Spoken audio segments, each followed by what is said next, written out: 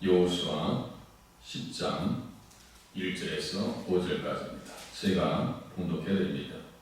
그때 여호수아가 아이를 빼앗아 진멸하되 여리고와 그 왕에게 행한 것 같이 아이와 그 왕에게 행한 것과 또 기브온 주민이 이스라엘과 화친하여 그 중에 있다함을 예루살렘 왕 아도니세덱이 듣고 크게 두려워하였으니 이는 기브온은 왕도와 같은 큰 성이며 아이보다 크고 그 사람들은 다 강함이라.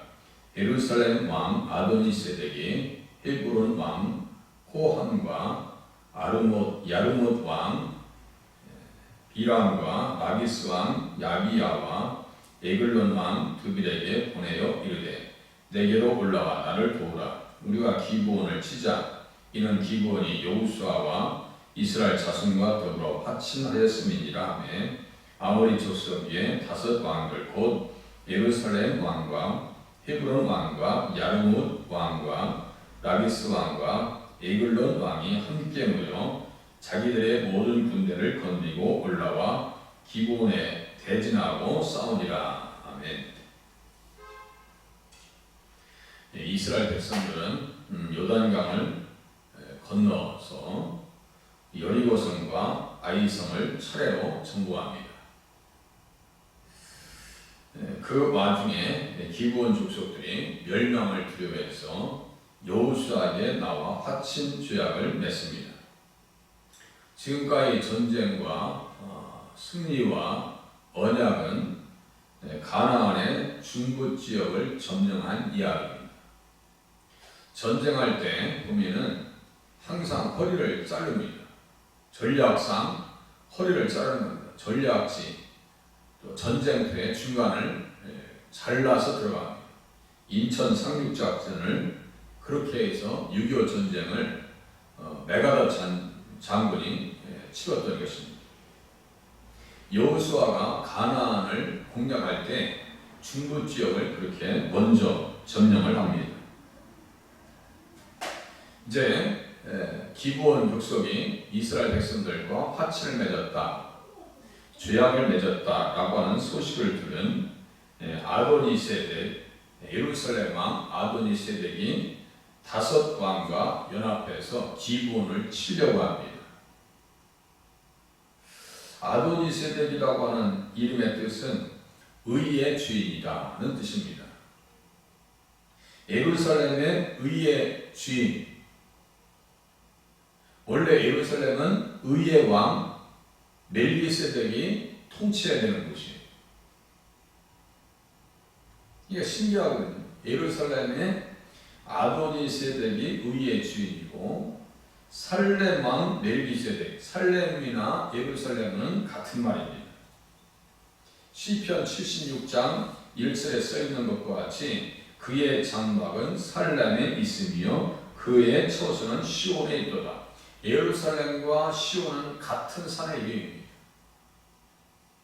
같은 곳이에요.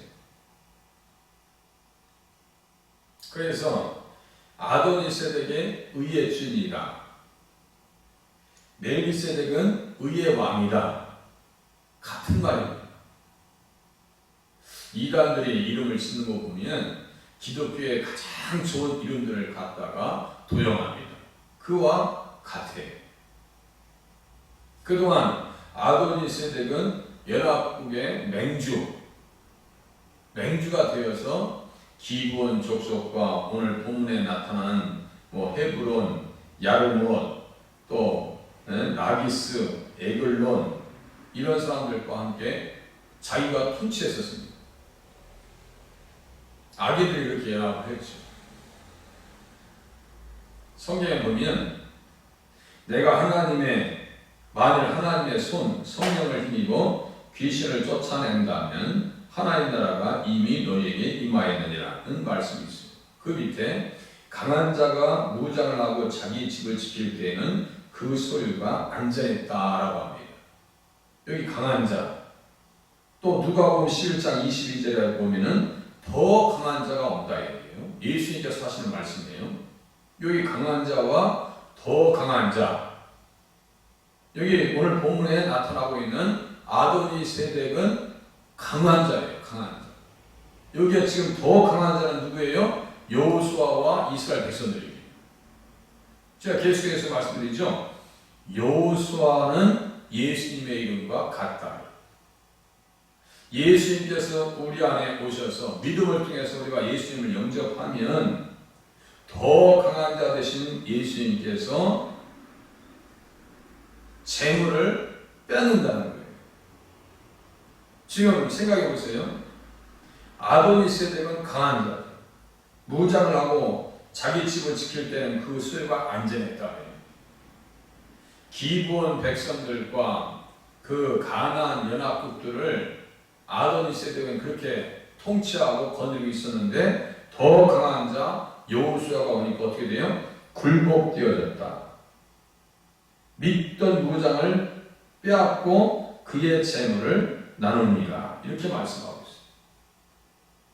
이 관계성 속에서 그 말씀을 가지고 본문을 조명해 보면은 아도니세덱은 강한 자가 되어서 누구를 지키려고 하는 거예요? 기브온을 다시 지키고 빼앗으려고 하는 거예요.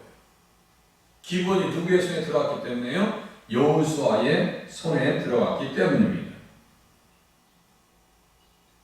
우리는 원래 누구의 소유였어요? 강한 자의 소유, 사탄의 소유였습니다. 사탄의 소유. 하나님의 성령께서 우리가 믿음을 통해서 우리 안에 오셔서 우리가 그동안 따랐던 세상 신을 다 내쫓아 주셨어요. 예수님께서. 이제 우리는 누구의 소유가 됐어요? 우리 예수님의 소유가 되었다는 사실 앞에 감사하시면서 신앙생활 하시길 바랍니다. 기브온이 언약 관계에 들어가니까 누구의 통치하에, 누구의 소유하에, 누구의 지도하에, 누구의 지배하에 들어가요? 여호수아의 지배하에 들어가서 어제 말씀드린 것과 같이 하나님께서 택하신 곳 성막에서 물 깃는 일과 나무 패는 일을 하게 됩니다. 구원 역사의 도구로 쓰인 것이죠. 절대로 그것을 아도니세덱, 예루살렘 왕, 잘못된 왕, 사탄의 사주를 받아서 살았던 사람들이 가만히 있을 리 없어요. 그래서 5 왕들이 연합해가지고 말이죠. 무슨 얘기냐면 내게로 올라와 나를 도우라. 우리가 기브온을 치자. 절대로 뺏길 수 없다는 거예요. 우리가 예수님을 믿어서 신앙생활을 하려면요. 절대로 사단의 세력은 우리를 방치하지 않습니다. 더욱더 우리를 옥죄입니다. 환경을 통해서 옥죄입니다. 건강을 통해서 옥죄입니다. 마음의 심리적인 연약함을 가지고 우리에게 옥죄 들어옵니다. 그리고 우리에게 세상에 대한 조금이라도 미련을 가지고 있으면요. 그것을 가지고 절대로 우리가 세상에 나가도록 만들죠. 하나님, 예수님 잘 섬기도록 하지 않는다. 아도니세덱이 본문에서 기브온을 다시 찾으려고 합니다. 내게로 돌아와 올라와 나를 도우라. 우리가 기브온을 치자. 이는 기브온이 여호수아와 이스라엘 자손과 더불어 화친하였음이니라 하매 이렇게 써있어요. 화친했다고 하는 것은요. 평화의 언약을 맺었다는 뜻입니다. 언약을 맺었다는 뜻이에요. 하나님께서는요. 언약 백성을 방치하지 않으십니다. 언약 백성을 방치하지 않으십니다. 여호수아 앞에 와서 이스라엘 백성들에게 들어와서 개종해가지고 하나님의 성막에서 성전에서 사역을 하려고 했던 기브온 백성들이 위협에 처하자 그들은 여호수아에게 도움을 청합니다. 도움을 청해요. 그러니까 여호수아는 그들을 방치하지 않습니다. 언약 안에 들어가면 하나님의 말씀의 언약 안에 들어가면 언약 백성이 되면 믿음을 가지고 언약 가운데 들어가면 비록 부족하고 연약하고 나약하고 때로는 죄 중에 사로잡혀서 무너졌다 할지라도 하나님께서는 절대로 그 언약을 저버리지 아니하십니다. 레위기 26장과 신명기 28장은 같은 말씀이거든요. 레위기 26장에 보면 하나님의 말씀을 잘 들으면 하나님께서 복을 받지만 하나님 말씀대로 살지 아니하면, 하나님의 규례를 멸시하고 싫어하면 하나님께서 먼 땅으로, 원수의 땅으로 쫓겨나게 만드시겠다고 했어요.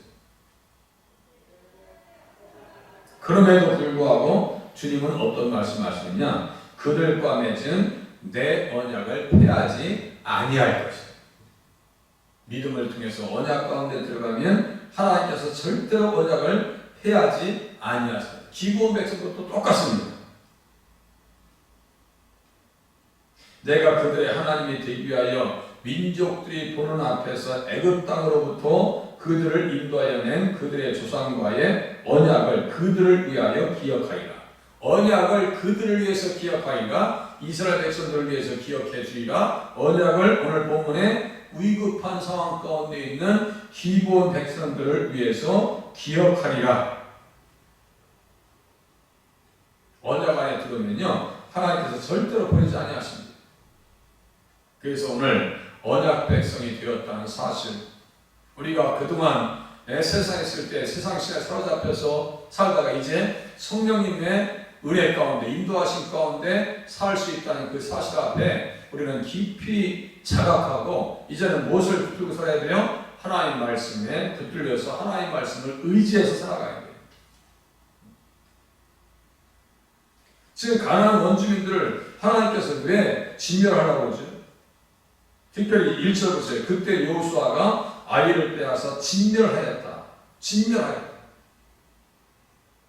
어린아이 할 것 없이요, 하나 살리지 아니하고 아이성의 왕을 나무에 못 매달아 버렸어요. 나무에 못 매달아 버립니다. 저주받음에 대한 상징입니다. 하나님 앞에 회개하지 않냐고 돌아오지 않냐면 그 죄가 반드시 저주를 동반시킨다는 거예요. 왜 진멸, 하나도 남기지 않는 전쟁을 주님께서 하라고 하시는가? 각 성읍을 그 남녀와 유아와 함께 하나도 남기지 아니하고 진멸해라 라고 하시는 말씀을 주님께서 명령하실까? 창세기 15장에 나타나 있는 것과 같이요, 아모리 인의 죄악이 관영할 때 레위기 18장에 있는 말씀과 같이 그들이 죄 가운데 있을 때 하나님께서는 그 땅의 백성들을 토해버렸어요. 진멸시켰어요. 누구를 통해서요? 여호수아를 통해서. 그것은 제가 계속해서 말씀드린 것과 같이 마지막 때에 이 땅에 있는 백성들을 우리 예수님께서 오셔서 심판하실 것을 미리 보여주는 예고편과 같은 거예요.